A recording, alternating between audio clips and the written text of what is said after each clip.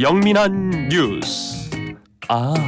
알려주고도 아이스 아메리카노. 네, 점심 먹고 아이스 아메리카노 한잔하면서 듣는 오늘의 영민한 주요 뉴스. 영민한 뉴스 시간입니다. 영특하고 민첩한 뉴스캐스터 김영민 아나운서와 함께합니다. 어서 오십시오. 네, 안녕하세요. 오늘 하루 잘 부탁드려요. 네, 첫 번째 소식입니다. 아프리카 북서부에 위치한 모로코에서 안타까운 소식이 전해졌습니다. 무려 120년 만에 강진이 발생했다고요? 네, 그렇습니다. 앞서 오프닝에서도 이야기를 해주셨는데요. 현지 시간으로 지난 8일 오후 11시 11분쯤 모로코 마라케시 서남쪽 약 71km 지점에서 무려 규모 6.8의 강진이 발생했습니다. 지난 120여 년간 이 주변에서 발생했던 가장 강력한 규모의 지진이었고요. 또 강진이 발생한 지 이틀 만인 지난 10일 오전 9시에 또 규모 4.5의 여진이 발생하기도 했습니다. 현재까지 사망자, 부상자 모두 각각 2,000명 훌쩍 넘어선 것으로 파악이 됐습니다.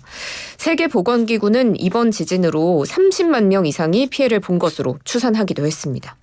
네, 지금 사태가 심각해서 2,000명까지 피해자가 나왔는데 더 10,000명 이상 나올 거라는 네, 보도도 제가 봤는데요. 구조 작업은 진행 중인가요? 네, 지금 모로코 당국은 군까지 동원해서 정말 구조에 총력을 기울이고 있지만 이 산간 지역의 피해가 굉장히 컸죠. 네. 그래서 구조대 접근이 어려워서 사상자가 더 늘어날 전망이라고 합니다. 이 인명구조의 골든타임은 또 72시간으로 알려져 있잖아요. 그래서 지금 시간이 많지 않습니다. 필사의 구조 수색 작업 이어지고 있습니다. 그런데 지금 생존한 사람들도 많은 어려움을 겪고 있는 상황인데요. 건물이 추가적으로 붕괴될 가능성이 있기 때문에 노숙을 하고 있는 사람들이 많다고 합니다. 네, 일반 주택들도 그렇지만 문화유산들도 굉장히 많은데 큰 손상이 있었다고요? 네, 그렇습니다. 이 모로코를 대표하는 문화유산들도 많은 피해를 입었는데 이 유네스코 세계 문화유산으로 지정된 마라케시의 옛 시가지 메디나 지역의 피해가 또 특히 컸습니다. 이 지역에는 마라케시의 지붕으로 불리는 랜드마크가 있는데 무슬림의 예배 장소인 쿠투비아 모스크의 첨탑 여기가 77m 높이인데 여기도 일부 손상된 것으로 전해지고요. 그리고 진앙이 위치한 아틀라스 산맥에서 또 가장 중요한 유적 중에 하나인 틴멜 모스크 여기도 이번 지진으로 일부가 무너졌다라고 현지 언론은 전했습니다. 지금 고대 도시의 건물, 벽은 내진 설계가 안 돼 있기 때문에 피해가 굉장히 큰 상황이라고 합니다. 자, 국제사회에서는 어떻게 도움의 손길이 많이 이어지고 있습니까? 네, 스페인 국방부도 모로코에 공식 지원 요청받고 군 긴급 구조대 56명, 구조견 4마리를 현지에 파견했고요. 튀니지도 구조대원 50여 명이 생존자 구조에 나서게 됩니다. 또 카타르에서도 87명의 인력, 구조견 5마리가 현지에 도착해서 구조 활동을 펼치게 되는데요. 영국도 지금 구조 전문가, 수색견, 구조 장비 모로코에 배치됐다고 전했습니다. 이 외에도 세계 각국에서는 지금 구조대 물품 제공하기 위해서 준비에 나서고 있는 상황인데요. 그런데 모로코 당국의 공식적인 지원 요청을 많은 나라에 하지 않아서 지금 도움을 주려는 국가들이 적극적으로 나서지 못하는 경우도 발생하고 있다고 합니다. 네. 지금 현지에서는 이 모로코 정부가 스스로 재난을 헤쳐나가는 역량이 있다는 걸 보여주려고 오히려 해외 지원을 받는데 너무 소극적인 게 아니냐 이런 분석도 나오더라고요. 아이고, 안타까운 소식이네요. 자, 다음 소식으로 넘어가겠습니다. 윤석열 대통령 아세안 정상회의와 또 G20 정상회의 참석을 위해서 인도네시아와 인도를 차례로 순방을 했었는데요. 오늘 새벽에 귀국했죠? 네, 5박 7일간의 해외 순방 마치고 오늘 새벽 6시쯤 성남 서울공항 통해서 귀국했습니다. 이번 순방에서 윤 대통령은 한아세안 또 아세안 한일중 정상회의, G20 세션 등 공식 일정 소화했고요. 20여 개 나라와 양자회담도 진행했습니다. 지난 5일부터 8일까지는 인도네시아에 머무르면서 북한의 핵미사일 위협에 대응하기 위한 아세안의 공조를 강조했고요. 또 리창 중국 총리와 한중회담도 가졌습니다. 이 자리에서 북한 문제에 유엔 안보리 상임이사국의 역할 해달라라고 당부하기도 했습니다. 또 지난 9일부터 10일까지는 인도 뉴델리에서 열린 G20 정상회의에 참석했는데요. 이 자리에서 녹색 기후기금 기금 3억 달러 공여 약속하기도 했고요. 또 우크라이나에 대한 지원 프로그램을 밝히면서 국제사회에 대한 한국의 기여를 약속했습니다. 자, 이번에 기시다 일본 총리와는 3주 만에 다시 정상회담을 가졌더군요. 네, 그렇습니다. 캠프 데이비드에서 이제 기시다 우미오 일본 총리와 만남을 가지고 다시 3주 만에 추가 정상회담을 가진 건데요. 어제 인도에서 20여 분가량 회담이 진행됐습니다. 윤 대통령은 이 자리에서 올해 하반기에도 양국이 활발히 만남을 이어가면서 한일 중 정상회의 개최를 위한 프로세스 잘 진행해 나가자라고 말했고요. 기시다 총리도 적극 호응하겠다 이렇게 화답했습니다.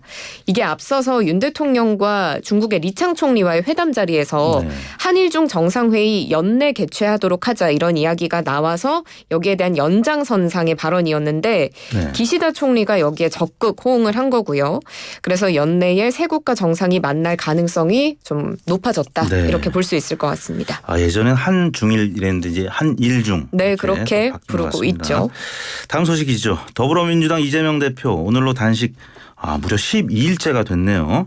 검찰은 어떻게 내일 또 재소환을 통보하는 걸로 12일 통보하는 걸로 지금 보도가 되고 있는데 상황이 어떻습니까? 네, 검찰이 지난 9일에 이 쌍방울 대북 송금 관련 조사를 마무리하지 못하고 내일 오전 10시 30분에 다시 출석할 것을 통보했는데요. 지금 민주당은 검찰의 재소환 통보 강하게 반발하고 있습니다. 정청래 최고위원은 박정희 전두환 때도 이러지는 않았다. 이렇게 날을 세웠고요. 고민정 최고위원도 최소한의 피의자 인권조차 무시하면서 권한을 오남용하는 거 위헌적인 행위라고 비판을 했습니다. 하지만 검찰은 입장이 조금 다릅니다. 이 대표가 건강상의 이유로 조사를 중단했고 12일에 다시 출석하겠다 이런 요구를 검찰 측이 받아들였다 이런 건데요. 검찰은 민주당 측에서 사실과 다르게 검찰의 조사 지연 책임을 떠넘기면서 검찰에서 먼저 한 차례 더 출석 요구를 했다 이렇게 왜곡하면서 비난하는 것에 굉장히 유감을 표한다고 밝혔습니다. 이 대표의 단식이 길어지고 있고 오늘 건강도 급격히 악화한 것으로 전해지고 있어서 내일 조사는 불투명한 상황입니다. 토요일날 기자회견 그러니까 기자들 앞에서 발언하는 내용을 보니까 확실히 말투도 느려지고 많이 좀 건강상 누워있는 모습도 이제 보이고 있죠. 네, 있는 것 같은데 오늘 최고위에도 불참을 했다고요? 그렇습니다. 건강상의 이유로 불참했는데요. 이에 앞서서 진행된 비공개 최고위에도 불참한 것으로 알려졌습니다. 단식이 12일째 이어지고 있기 때문에 체력적 한계에 도달한 게 아닌가 싶습니다. 그래서 당내에서는 이 대표의 단식 중단시켜야 한다라는 목소리가 잇따르고 있는데요. 정청래 최고위원이 최고위 회의에서 이 대표 건강 심히 걱정된다면서 많은 당원과 지지자들로부터 이 대표 단식 중단을 요청하는 문자가 쇄도하고 있다 이렇게 전했습니다. 그리고 이낙연 전 대표도 어제 이 대표를 찾아서 단식 중단을 직접 요청하기도 했고요. 그런데 지금 국민의힘 지도부에서는 오히려 이 대표의 단식을 두고 이건 검찰 출석 회피하기 위한 꼼수 단식이 아니냐라는 비판 수위는 계속 높아지고 있는 상황이라서 단식이 중단될 수 있을지는 지켜봐야 할 것 같습니다. 쉽지 않아 보이네요. 자, 이런 가운데 이재명 대표는 이종섭 국방부 장관 탄핵을 공식 추진하겠다고 밝혔다고요? 그렇습니다. 해병대 최상병 순직 사건 관련해서 이종섭 국방부 장관에 대한 탄핵 공식 추진하겠다라고 밝혔습니다. 오늘 오전에 입장문을 내고 이종섭 국방부 장관의 탄핵은 국민의 명령이라고 밝히면서 민주당은 이 장관을 탄핵한다라고 밝혔는데요. 이 장관이 부당하게 수사에 개입한 사실이 드러났는데도 장관을 해임하지 않은 건 수사 외압이 대통령의 지시였음을 스스로 증명한 셈이다. 이렇게 비판하기도 했습니다. 민주당이 현 정부 장관에 대해서 탄핵 추진 나선 것은 이상민 행안부 장관에 이어서 두 번째입니다. 네, 그렇군요. 마지막 소식입니다. 최근 대전의 한 초등학교 교사도 극단적인 선택을 했습니다. 학부모들의 민원에 시달렸던 것으로 드러났는데 민원을 제기했던 학부모들이 운영하는 사업장 식당이라고 알려졌는데 이 식당이 운영을 중단하면서 또 많은 논란을 낳고 있다고요? 네, 그렇습니다. 극단적 선택을 한 교사에게 지속적으로 민원을 제기했던 것으로 알려진 학부모들이 운영하던 사업장이 지금 알려지면서 파장이 계속 일고 있습니다.